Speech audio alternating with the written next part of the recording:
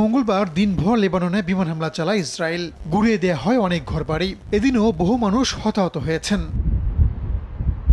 বিমান হামলার পাশাপাশি লেবাননের দক্ষিণাঞ্চলে সীমিত পরিসরে স্থল অভিযান শুরু দাবি করেছে ইসরায়েলের প্রতিরক্ষা বাহিনী, যদিও মিথ্যা বলে পাল্টা দাবি করেছে সশস্ত্র গোষ্ঠী হিজবুল্লাহ। নেতানিয়াহু বাহিনীকে মোকাবেলায় প্রস্তুতের কথাও জানায় সংগঠনটি। এদিকে লেবাননে আগ্রাসনের জেরে যেকোনো সময় ইসরায়েলে হামলা চালাতে পারে ইরান বলে জানিয়েছে যুক্তরাষ্ট্র। হোয়াইট হাউসের এক শীর্ষ কর্মকর্তা কাতার ভিত্তিক সংবাদ মাধ্যম আল জাজিরাকে এই তথ্য দিয়েছেন।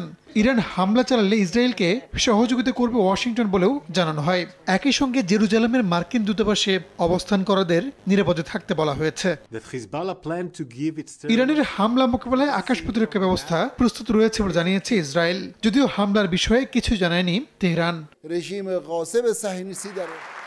লেবাননে ইসরায়েলি হামলার তীব্র নিন্দা জানিয়েছেন তুরস্কের প্রেসিডেন্ট রিসেপ তাইপ এরদোয়ান। বৈরুতের পাশে থাকবে আঙ্কারা বলে ঘোষণা দিয়েছেন তিনি।